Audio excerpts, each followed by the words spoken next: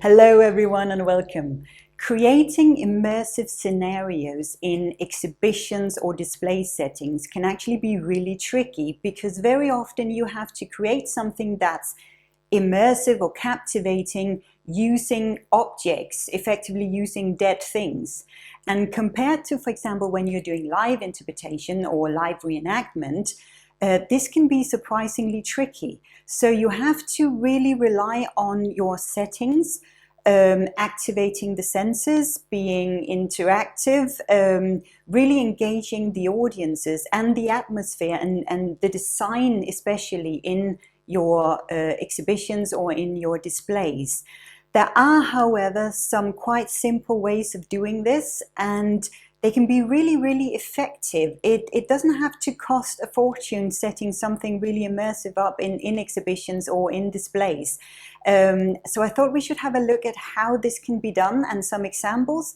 The example used in this video are all from the same special exhibition, but you will have seen this in many different exhibitions, I'm sure, and especially when it comes to really focusing in on creating something that's immersive, captivating and interactive.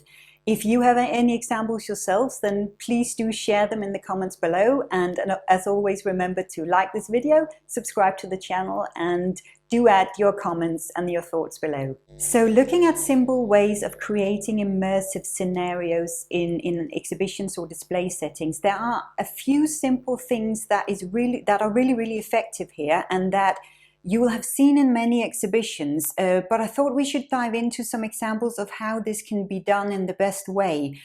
One simple way is using full-sized props or copies of objects to simulate a real object or a real event. Now I have an example here from a special exhibition at Moesgaard Museum in Denmark. They had a special exhibition about the Vikings in the East, which involved a lot of loans and a lot of atmospheric settings within the exhibition space. Very lovely immersive exhibition. One example here is you can see a boat on a river, and it's very simple setup. There's a poster in front of you of a sort of misty morning river with lots of rocks. You have a copy there. Some stones that gives you that idea of trying to navigate your boat up and down a very rocky river bed. You can sit in it, you can take photos and create some actually rather immersive photos and visual effects here. A very simple way of using real life props, but also very effective, and it goes for both children who have a tendency of just sort of jumping into things they can crawl into or touch, but also actually for adults. And you can see people sort of getting up real nice and close there and looking and touching and taking photos and so on. A very simple way of actually creating an immersive experience or an immersive scenario.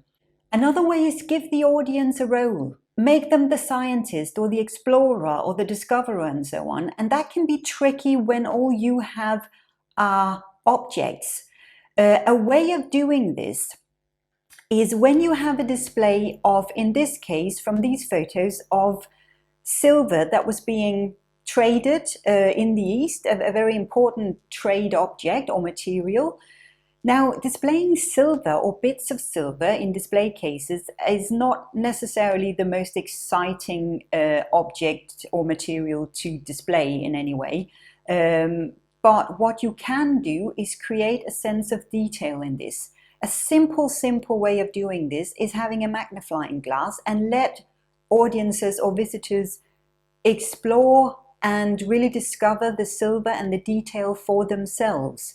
They have to bend down or stretch to look into this and really work to notice those details. And that physical action of actually having to do something in order to explore can be very powerful and also very immersive. So it's a simple way of allowing audiences to have a role. Let them become the scientist or the explorer here.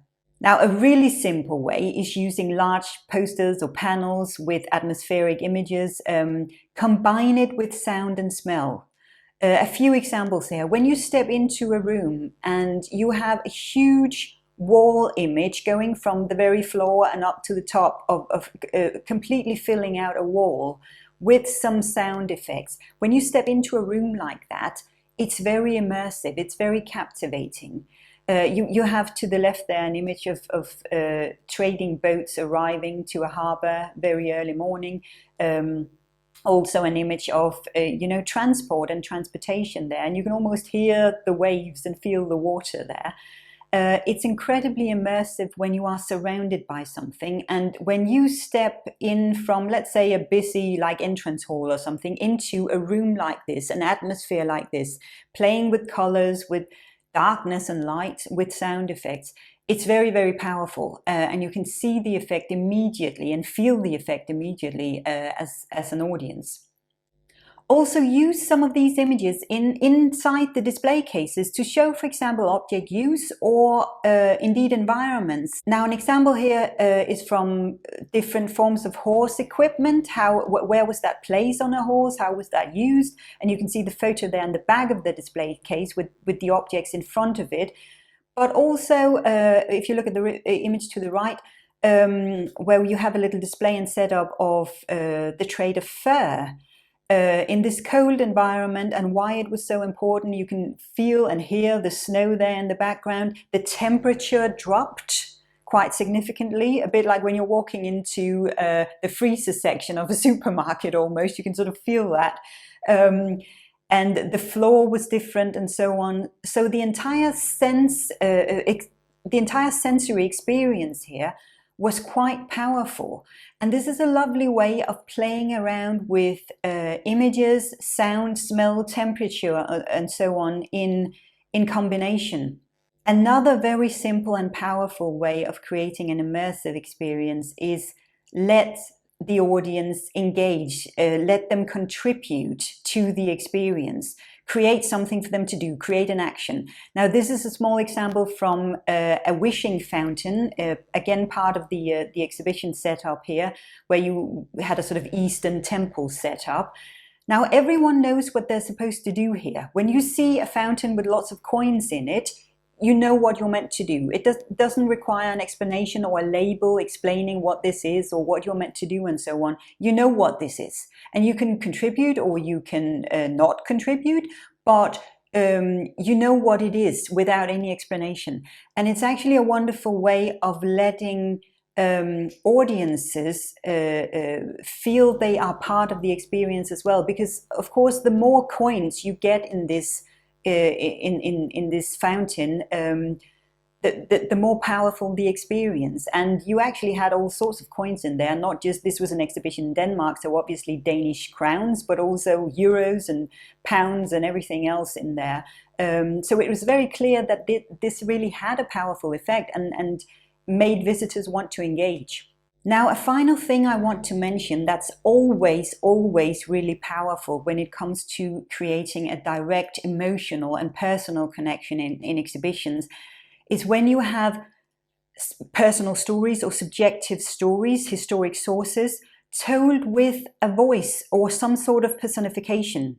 Sometimes you don't have a face, obviously. Now, I have an example here that I hope can explain this very well.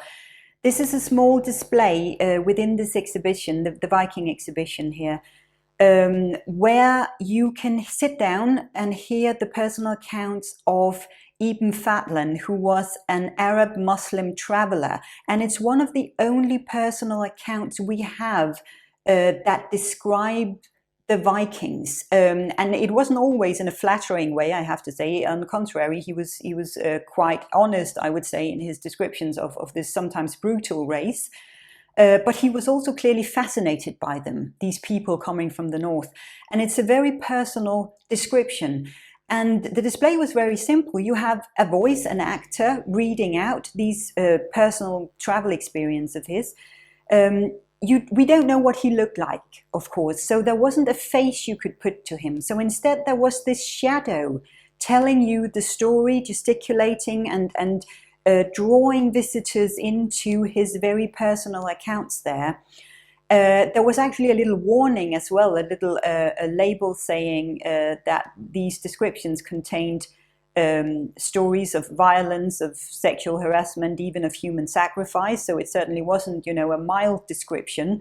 But the fact that you have a personal account from so far back, a direct historical source, describing a people and describing traveling experiences in this particular case, that's incredibly powerful and something that creates almost a personal link for visitors to really dive into.